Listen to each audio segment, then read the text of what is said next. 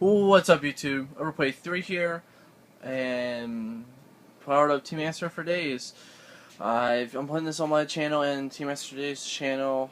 If you're wondering why I said Team Answer for Days, I joined a team last week called Team Answer for Days. I just didn't make a video on my own channel saying that I joined a team.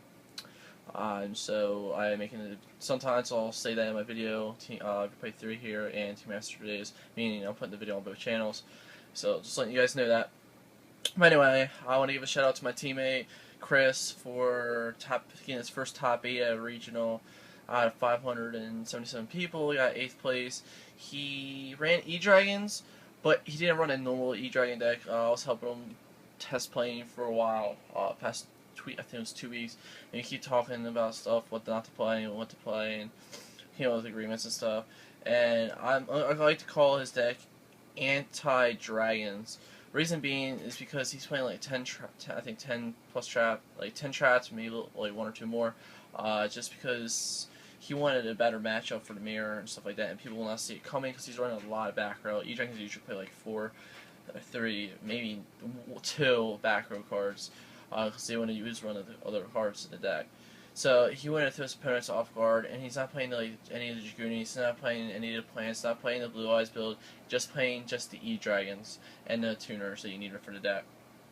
So if I get to it, I'm going to put the description below, the channel Team Answer for Days, and it should be his deck profile should be up Wednesday when he makes his video. So we have a schedule on the channel. Mondays I make videos, Wednesdays Chris makes videos, and then Fridays Mike makes videos. And then on the weekends is trade binders. Sometimes, maybe Tuesdays and Thursdays, I'll make a video. And actually this Tuesday I'll think about making a video because there's this card that a lot of people have not thought of, and to me it's really good because it instantly stops a return for different dimension. They'll activate it and they'll still get it off, but they cannot kill you that turn. And I'm not going to run the card. Comment below if you guys think what I'm talking about, and look for that for Tuesday. But anyway, I got 66. It was top 46, top 64 for anybody. I was 2 places off from each side. Round 1, I played against Geargias, I won that. Round 2, I played against Constellars, I won that. Round 3, I played against Spellbooks, I won that. Round 4, I ended up playing against E-Dragons. He opened back-to-back return, so I ended up losing because of that. And in round 5, I ended up playing against Joe Bogley.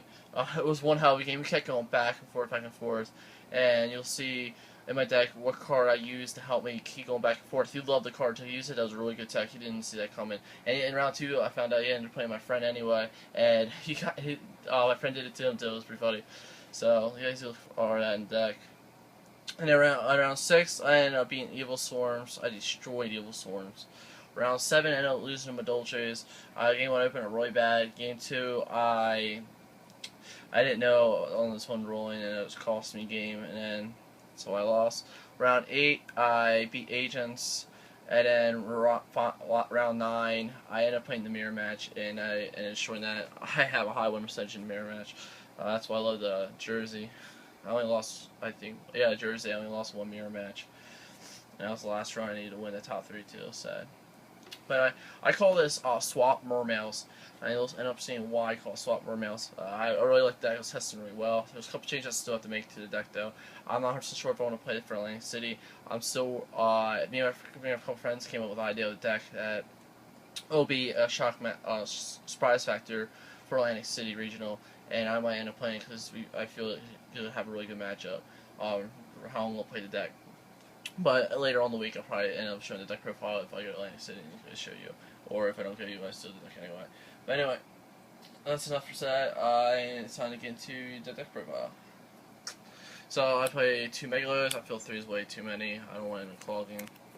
Sometimes it was dead, even playing 2. Your 3 Bistius. Your 1 lead. Your 3 Lin. 3 Pike, and 2 Gun. I feel 3 is way too many. That, because I did draw that deadlock too. Oh, one of my cards I love. I played a Jersey, but I'm probably not take it out. It did put a lot of work in, but I feel I should run something else over it in Abyss Dine. This card, well, my first 3 rounds, I just OTK people with this card, and I can do cool little tricks with this. So that's why I play it, and you can actually help you stop the OTK. I'm only playing 2 infantries and 2 marksmen because I feel 3 of each is way too much. And then 1 dragoon. And I'm playing 1 diva. Diva is really still good in this deck. I will not cut it no matter what. This card helped me win so many games, and this card just put in a lot of work. So gotta play it. And then I've only played 2 titles because I feel 3 was way too much. That's for one monsters. For us monsters, and the hand traps, 3 maxis. Don't really have to explain that card. For spells, the reason why I call it swap, mermails is 2 creature swap. This card put in a lot of work. If I do put this for Atlantic City, I'll put this up to 3. Reason being, you can give them your land, take their monster attack, and they get a free attack in. It's really good against E-Dragons. You can take block you down Crystal Blader. You can set your monster so you don't have to lose to a Torrential or something, and then play creature swap, take the Blader, and put them in the lock. And then they're stuck for a turn. And it just helps to give that control back into the game, slow the game down where you want it to be. Oh, excuse me. And if they have something you need, give them a shit card and then take their big monsters and just put them in a tough situation. That's Joe Blow. I kept taking his like Colossal Fighter and stuff. So, and then it slowed him down for a little bit too. So, double econ. Once again taking people's monsters to 2K and stop Charisma Blader attacking. It's pretty much like Book of Moon, but I'd take the monsters. But I just like this is coming out. I decided it a lot. I don't really like it against the E-Dragons. 2 MST and 1 Dark Hole. For traps, I'm playing double emptiness.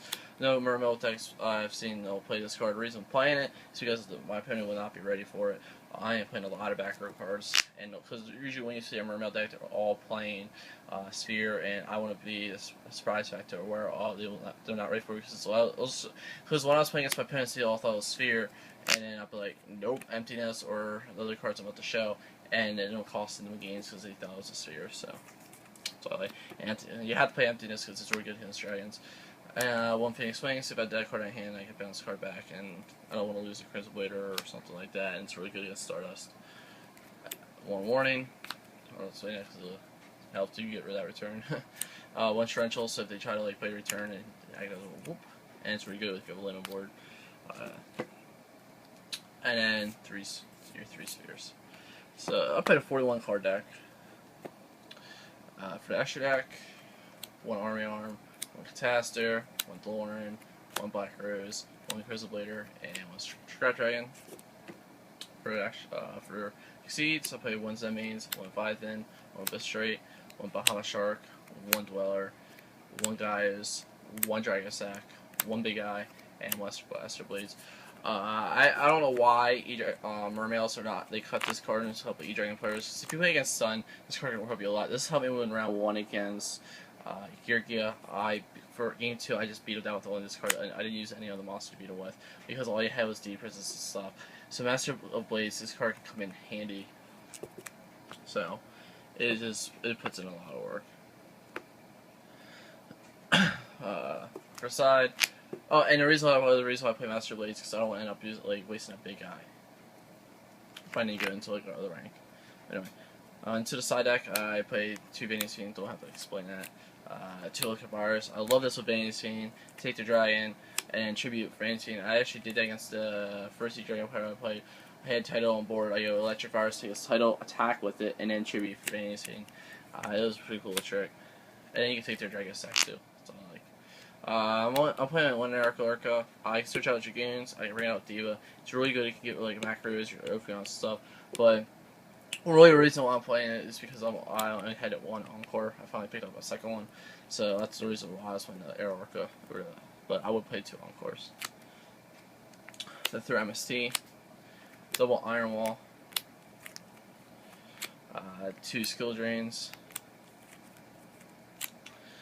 Double Decree for his rogues, and double DNA Surgery. But anyway, so that's the deck. Comment below if you have any questions. If you liked the video, like it. If you didn't, dislike it. Don't forget to subscribe. And that's all I really have for today. And peace, YouTube.